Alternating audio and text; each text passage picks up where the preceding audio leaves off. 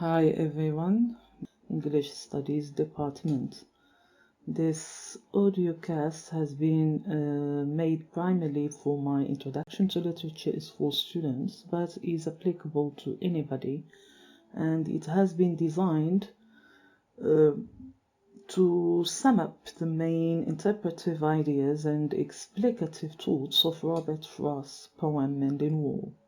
So after the close reading we had of the poem and the discussion of its main ideas, themes and techniques, this audio is an attempt to round off our analysis of the poem by summing up its main ideas and discussing its ending. As I have reiterated in our discussion of the poem, Robert Frost writes deceptively simple verse, but with subtle and profound thoughts and feelings. This is why I deem it important to urge you to engage of its depth and breadth and go far beyond what is written on page and to ponder the messages and pending questions. Are we wall builders or wall haters? And are walls defensive or divisive? Mending Wall, though written in 1914, is a poem that remains relevant for these uncertain times. As Robert Frost once said himself, poetry begins in delight and ends in wisdom. In my opinion, this perfectly sums up what the reader experiences when reading Frost's poem, which offers the reader alternative perspectives and wise insights into issues that continue to dominate our world today. The poem takes us on a journey through which we first encounter it as light-hearted and simple, though as we look deeper, Frost leads us to see a profound and more thought-provoking meaning to the poem. The complex multidimensionality of the poem Mending Wall questions the necessity of borders and walls in today's world and our lives, which make it so hard to live the way one should naturally live. In the poem, Robert Frost takes an ordinary sitting of two neighbors and their effort to mend the wall to deliver something more significant. The war, the squabble, the dispute, the desperate and differing philosophies of the two neighbors, all these may have more implications than it seems. It principally analyzes the nature of human relations. The rural city itself becomes a symbol of the world at large, a macrocosm which reflects the great world beyond and makes the poem universal in its appeal. It appears to be about mundane farm work, yet the meaning runs much deeper than this. Written in blank verse and rhymed iambic pentameter, the poem reads like a story and has a casual, relaxed feel to it. It tells the story of two men, the speaker and his neighbor, meeting one day to embark on their annual wall mending.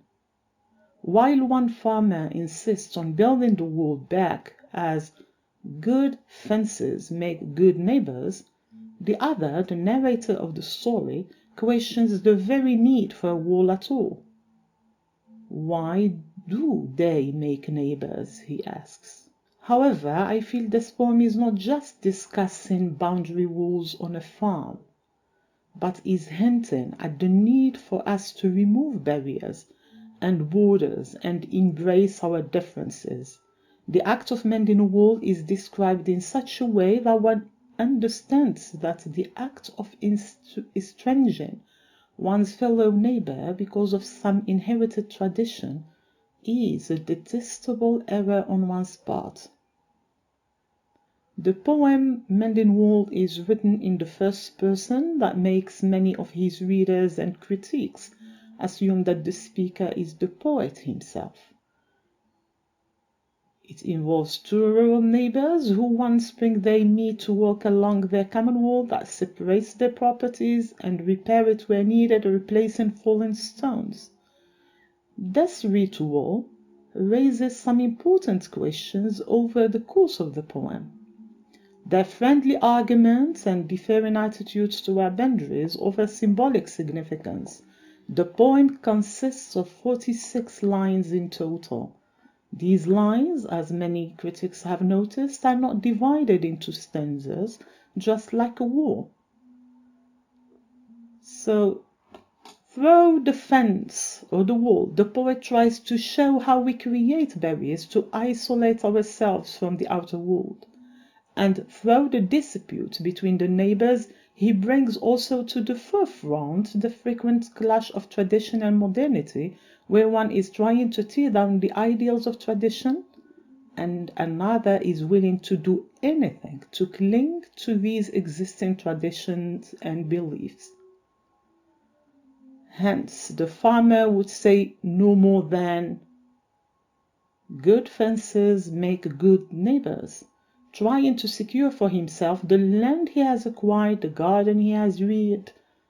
The central symbol of the wall acts as a focus for two conflicting attitudes. There are many ways to take this poem, in fact. From the literal meaning of not mending a wall to the emotional meaning of not always having to build walls or to build walls for ourselves. The poem is steeped in levels of meaning implied by its well-elaborated metaphoric suggestions. These implications inspire numerous interpretations and make definitive reading suspect. What begins in familiar straightforwardness ends in fact in a complex ambiguity. It's hard to know exactly what Frost intended to say when he put pen to paper. But what is clear is that there is a contradiction in this poem between two types of people, two spirits. Frost opens his poem with the speaker announcing, "Something there is that doesn't love a wall," only to later hear from his neighbor that good fences make good neighbors. The two statements juxtapose one another. While the speaker expresses a desire for freedom, his neighbor dictates the importance of upholding traditions and uniformity. This juxtaposition becomes clear when the speaker articulates the nature of the annual meetings to mend the fence, emphasizing the two sides of the conflict. And on a day we meet to walk the line and set the wall between us once again. We keep the wall between us as we go. Lines 13 to 15. So the imagery here is overwhelming, in fact. As Frost describes the role of barriers in human interaction, the speaker and his neighbor physically oppose one another. The complex nature of this poem makes it clear when you realize that this physical opposition is fundamental to both parties' task, that of mending their shared wall. So the next theme that is introduced is larger than the distinction between two individuals and applies to the breadth of society as a whole. The speaker states, "To each the boulders that have fallen to each, and some are loaves, and some so nearly balls. We have to use a spell to make them balance." Lines 16 to 18.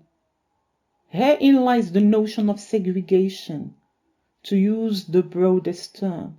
Although he is speaking about the stones that make up the wall, Frost is emphasizing the disappointing nature of segregation in society. The boulders that may make up these neighbors' shared wall continue to fall year after year, and yet each year they both set out to put them back in their designated place. This reconstruction is representative of society's role in creating barriers, physically as well as socially.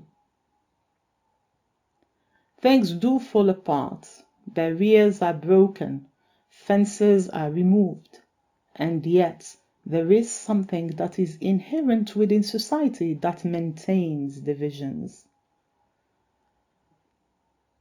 A wall, the poet wants to say, may seem useful in the countryside, as it could help keep livestock safe and secure and mark a definite boundary.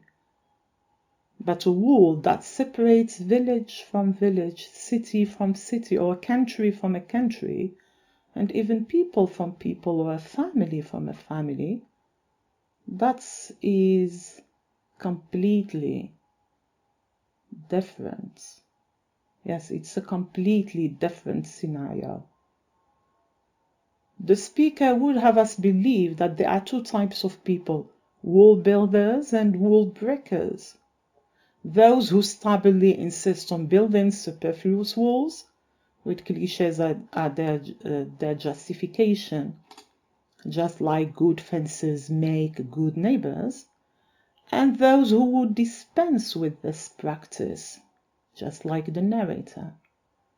But as we are made to wonder or to ask, are these impulses so easily separable? And what does the poem really say about the necessity of boundaries? So, looking closely at the poem, it did not solve this question. And the narrator speaks for the ground swells that do not like a wall, but acts many times as a fence builder, remains a contradiction. As we have already noted, the poem has an abrupt and dramatic beginning, which has a conversational tone. It mixed up the thoughts which are narrow, worldly, and selfish with the thoughts of wisdom and philosophy, which are broad, universal, and selfless. The poet makes a distinct use of paradox. By juxtaposing two opposing instances and opinions, by repeating the contrasting lines, something there is that doesn't love a wall, okay, said by the narrator, and good fences make good neighbors, which is the aphorism of the neighbor. Ironically enough, the poem Mending Wall also ends with the neighbor's ideal regarding good fences. Maybe the poet wants to suggest that this adage, on one hand, separates two neighbors, and on the other hand, brings them together every year when they have to undertake the mending of the wall. So the activity of mending the wall enables it to be a mending wall that keeps the relationship of these two neighbors stable and peaceful. The opening word of the poem, the word something, comes twice in the poem, so the poet attaches too much importance to it. From the beginning itself, he connects a mysterious air to it, but it is in the materialistic, worldly, physical sense he is doing so at first.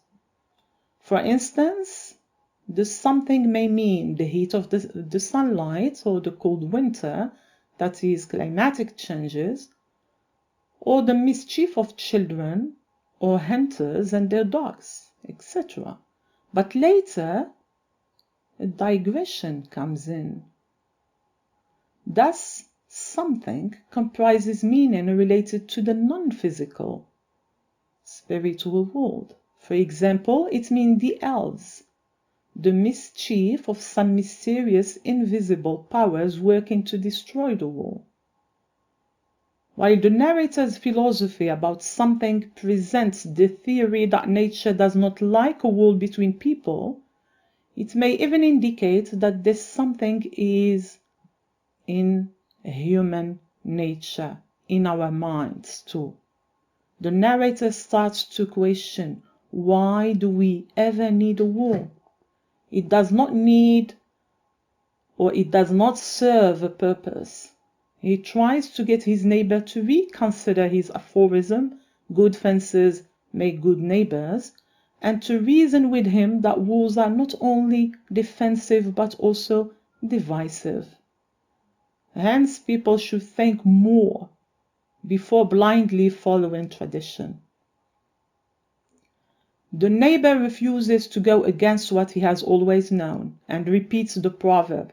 So the narrator attacks the neighbor by the end of the poem using the word savage as he wants to ward off others around him.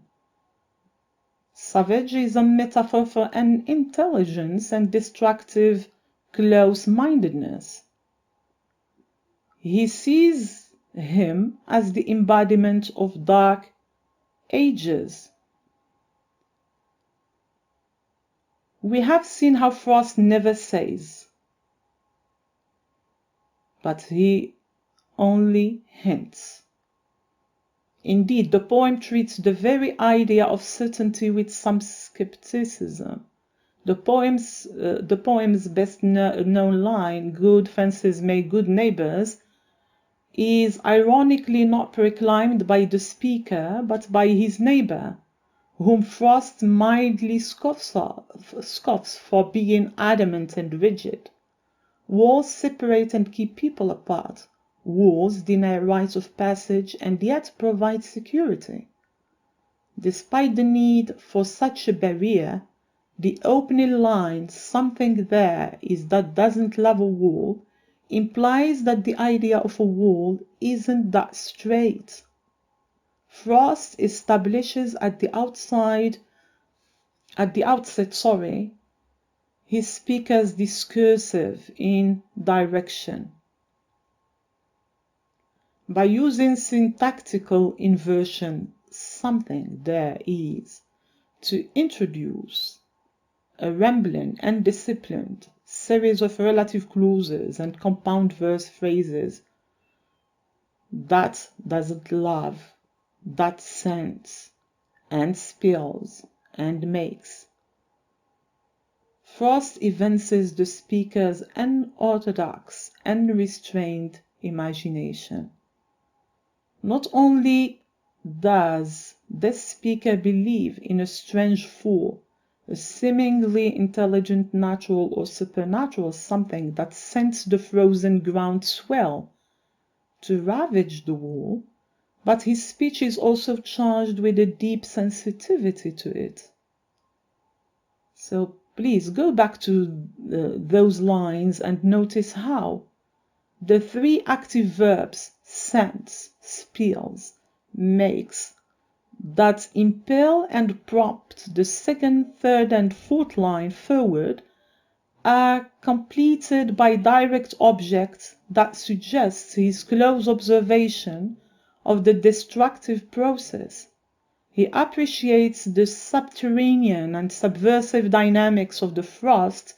He knows how spilled boulders look in the bright winter light, and he seems so familiar with the gaps that we suspect he has walked through. The speaker of that poem allies himself with the insubordinate energies of spring, which yearly destroy the walls, separating his property from his neighbors. "Spring is the mischief in me," he says. This alliance at first has the effect of setting the speaker against the basic conservatism of his neighbor beyond the hill, who, as everybody knows, never, I'm quoting, goes behind his father's saying, "Good fences make good neighbors." So it's a mental wall, though, as well as a physical one. And we may read the gaps as making possible a meeting of minds and attitudes as well as of lands and individuals.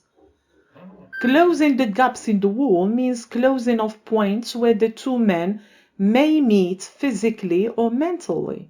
As the poet says, "If I could put a notion in his head," but he can't. The two men, the two minds, will remain parallel on opposite sides of a wall. So before the wall was built, the poet used to locate objects geographically around as his and as not his, with reference to his neighbor. Both showed equal respect and concern, but the wall built makes an offense, questioning that respect and the relation existing between the poet and his neighbor. Another offense it makes is to the openness, limitlessness of this world. But the association of the speaker with the insubordinate natural forces should not be permitted to obscure an important fact, which has been often enough noticed. He, the speaker or the narrator in the poem, not the neighbor, initiates the yearly spring repair of the wall. Moreover, it is again he, not the neighbor, who goes behind hunters who destroy the wall in other seasons in order to make repairs. So if the speaker is allied with the vernal mischief of spring and its violations, he is nevertheless also set against them in his efforts to make the stones of the wall balance and remain in place. Stay where you are. As we have already seen, the speaker may begrudge his neighbor's obstinate wall building, may observe the activity with humorous detachment, but he himself goes to the wall at all times of the year to mend the damage done by hunters. It is the speaker who contacts the neighbor at wall mending time to set the annual appointment. So which person, one may ask then, is the real wall builder? The speaker says he sees no need for a wall here, but this implies that there may be a need for a wall elsewhere, where there are cows, for example, as he says. Yet the speaker must derive something, some use, some satisfaction out of the exercise of wall building. Or why would he initiate it here? There is something in him that does love a wall, or at least the act of making a wall. Despite his skeptical questions and quips, it can then be read as an attempt to justify his own behavior to himself. He is really no different from his neighbor. He too clings to the concept of property and division, of ownership and individuality. The happy irony of mending wall is this. The speaker in this case allies himself with the destructive energies of nature, not against them. But at the same time, he ritually initiates the wall building exercise that so inefficiently resists and contains those same energies. So the speaker of mending wall is obviously of two minds. At once a wall builder and wall destroyer.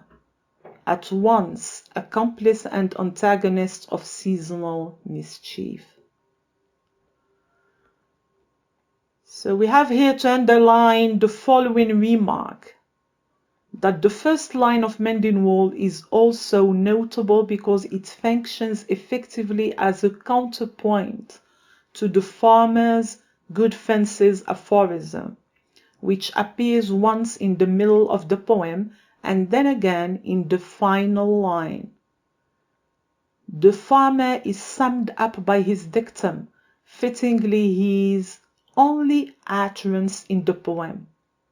His reiteration of it is an appropriate ending to the poem because it completes a cyclical pattern to which the speaker has no counterclaim and which he cannot brush aside.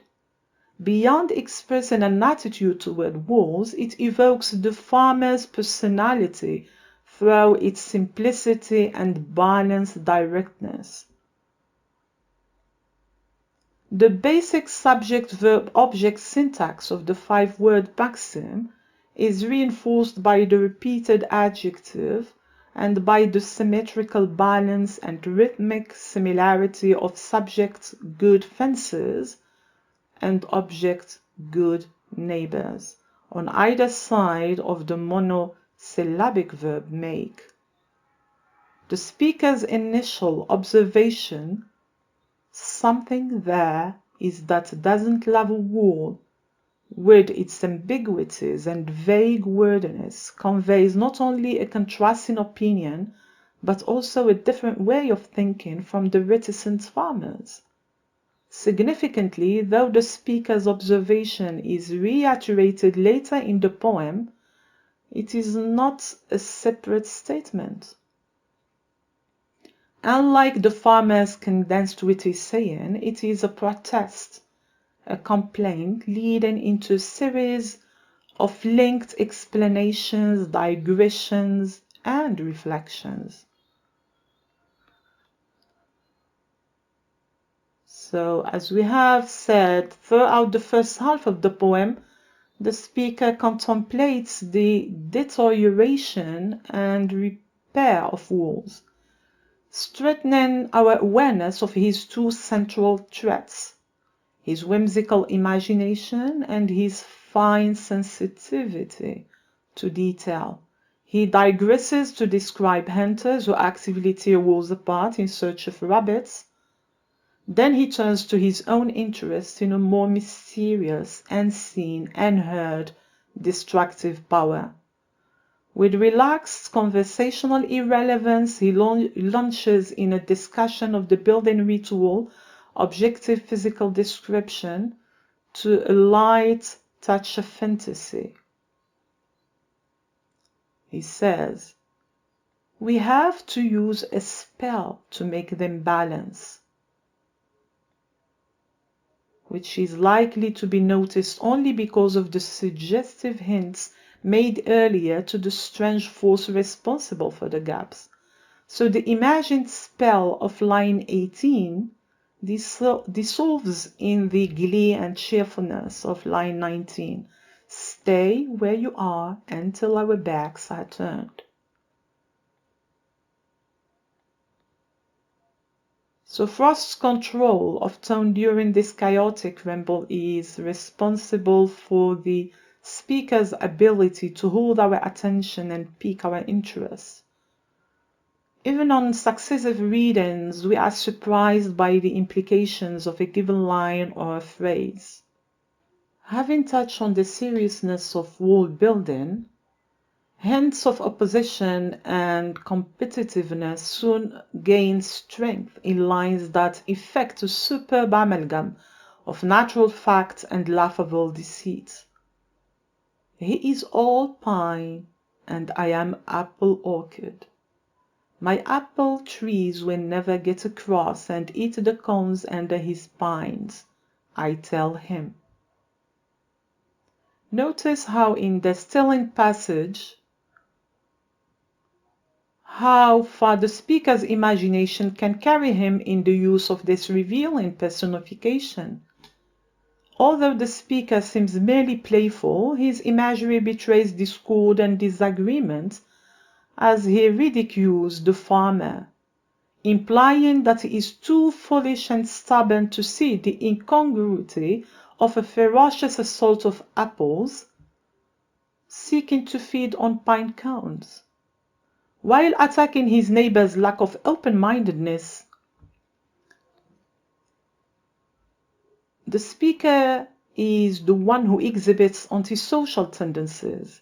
He is quick to think the worst, presuming that the farmer's concern with the wall is motivated by despicable selfishness, despite the farmer's expressed interest in being a good neighbor.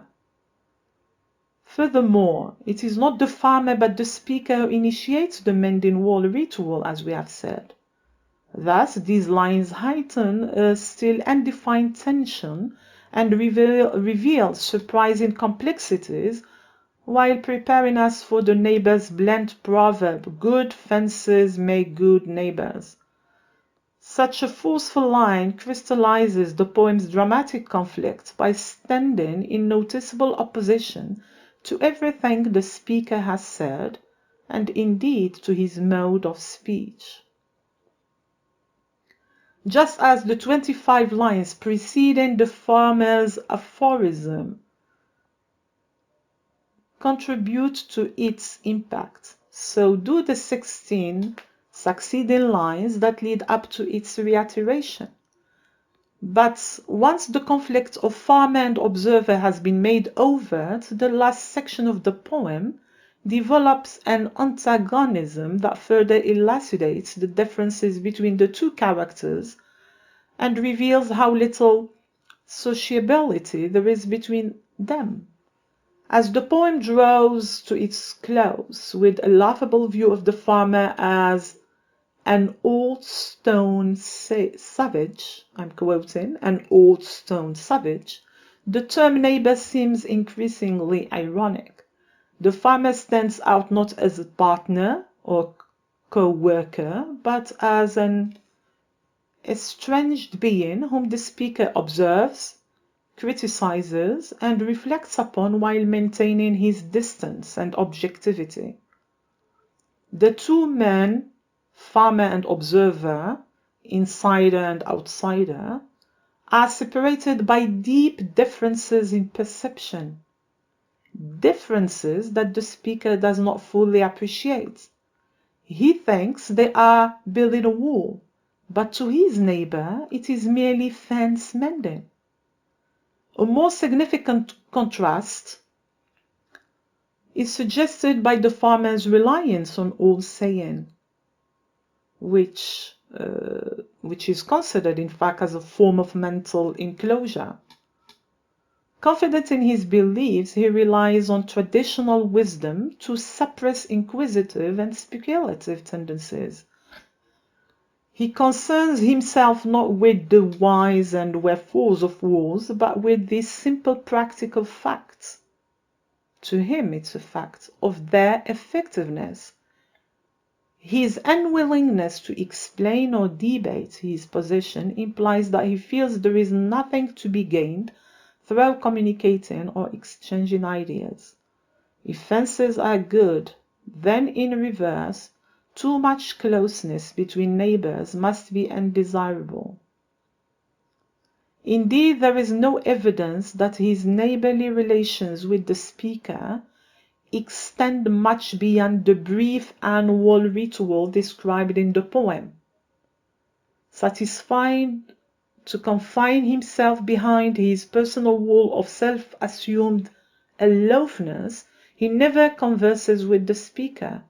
He only repeats the aphorism he learned from his father, that good fences make good neighbors. I would point out here further that the speaker's impatience with his neighbor's transient mindset is significantly qualified by the cautioning dictum he himself devises and twice repeats, clearly delighted in using it. Something there is that doesn't love war, he says in a tone that by the poem's end almost acquires an air of aphorism. The difference is that unlike his neighbor, the speaker of the poem stands up to his own favored aphorism to play both sides of the fence. In short, the two opposed men in the poem fairly shape up into one, and his name, I guess, and as it has been noticed by many critics, is Robert Frost. The sentence "stay where you are until our backs are turned" is ironically said to the stones. ironically, and as we have noticed, there is much irony in this poem. Although the speaker complains about his neighbors and friendliness, his own susceptibility to subjective vision and his willingness to let his imagination run away with him predispose him also to prejudicial attitudes. Yes, to biased attitudes. By contrast, the farmer who surely knows that fence is a misnomer or a designation for the country-style stone wall they are working on, sees no mischievous or rude implication in it, and evidently uses the slightly imprecise maxim to show his desire not to give offense. See here how Frost uses wordplay in exposing the speaker's central misjudgment. It is only in the imagination that the fence gives offense. Notice here the pen. And it is only this visionary speaker who insists a wall cannot be innocent, cannot be the benign fence of the farmer's aphorism. Ultimately, the speaker's imaginative and undecisive disposition renders him incapable of challenging the neighbor's confident maxim. He is both unable and unwilling to settle on an argument that might show or demonstrate what it is to want a wall down. Though the farmer says little in the poem, we may not notice that the speaker actually has less to say to break down those walls he finds so detestable. He can only imagine saying something as an observer and a commentator, not a reformer. The speaker, as we have noticed, grows diffident toward the end of the poem about his own perceptions. He seems to be uncertain, and he is particularly uncertain about how he should respond to his neighbor. Though wanting to put a notion, I'm quoting his words, to put a notion in his head, he goes no further than conjecture. Quoting him once again, I wonder if I could.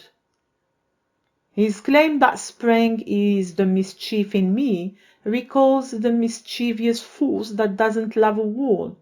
Yet, he does not try to make gaps in the farmer's mental fortifications. He indulges only in speculative, illusory mischief, contemplating the crucial question he dares not ask. I'm quoting him, why do they make good neighbors? So he gets to the heart of the matter, discovering the true nature of the barrier and its relation with its surrounding, stating, I'm quoting lines 33 to 36. Before I built a wall, I'd ask to know what I was walling in or walling out, and to whom I was like to give offense. Something there is that doesn't love a wall. What is the purpose of a wall in the poem? So Robert Frost, in fact, is asking us to, inviting us, in fact, to raise these questions. Is it used, the wall or the fence, I mean, is it used to retain its contents, to keep something in? Or is the purpose of a wall to dissuade those on the periphery to keep something out? And to whom does this restriction effect, and how? The speaker in the poem expresses his desire for rule breaking as a means of establishing trust between neighbors, a simple feat or triumph in theory that in reality proves seemingly impossible. In response to this radical desire for both freedom and unity, the poem concludes on the other side of the barrier, with his neighbor. So the aphorism is stressed. Good fences make good neighbors. It is in this conclusion that the notion of upholding social norms is emphasized, generating a sense of hopelessness in respect to the potential for change.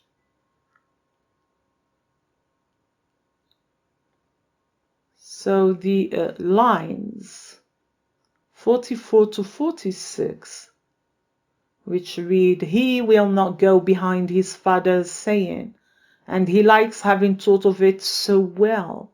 He says again, good fences make good neighbors." In other words, the wall, the fence, the barrier, or the structure that creates this divide is a human tradition. Barriers exist in the world of Robert Frost's Mendenhall because they always have, because they are commonplace in society, and because they provide structure in one's life, whether we recognize it or not. That is, whether we admit it or not. However, through the careful words of the speaker, it is made clear that this notion of a barrier can be challenged, for it elicits a sort of divide that defines us and them, and it is the individual who creates and maintains this notion, just as the neighbor maintains the wall. In the closing lines of Mendenhall, the farmer may seem to get the last word or leave his antagonist circumscribed, indeed walled in by an alien philosophy. But truly, the speaker has mended the walls of his own personality, and instead of combating an opponent, attempting moral or philosophical propositions, he has again taken an observer's approach to his neighbor. At the end, he presents a highly imaginative and appropriately climatic response to the farmer, envisioning him as a shadowy, I'm quoting, old stone savage. As he completes this profile, he brings his own drama to its denouement. His deep feeling about walls have led him to challenge what he takes neighbor's antithetical position. But after recognizing the futility of debate, he returns to his original contemplative outlook. But we must not forget that the failure of communication in the poem is mutual. Yet Frost offers no answers in Mendenhall, no clues about who is right or wrong. He does not moralize. I've said it, he demonstrates. At last, I need not assume that Frost favors the walls down. Spring-like attitude over the wall, or the walls up, could one, only that he is playing with the contrast between them. In fact, Frost said, I'm quoting him, "Maybe I was both fellows in the poem. I've got a man there, he is both of those people, but he is man. Both of them, he is a wall builder and wall toppler. He makes boundaries and he breaks boundaries. That's man." End of quote. Indeed, that there are two such types, and that one person can be both, Those very facts make up one of the human walls that the poem for me is about. Then we have alternative aphorisms about walls and fences, and the truth of the matter resides in the gap between them that this famously mischievous poem opens up.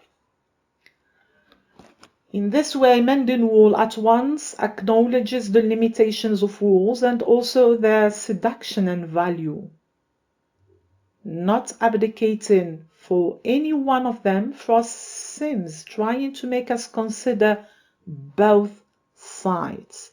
It is definitely not a one-sided poem, and its title is highly wise, philosophical, and too pregnant with meaning. Robert Frost dissuades his readers from interpreting the content of his poems as anything other than what he had written in plain ink. In the case of Mending Wall, he denies that the poem says anything more than it seems to say. I, however, cannot read this poem solely as words on paper. So these were my last words and comments on the poem, relying on critical reactions of many readers and critics of Frost, and on my own personal response. Thanks for listening.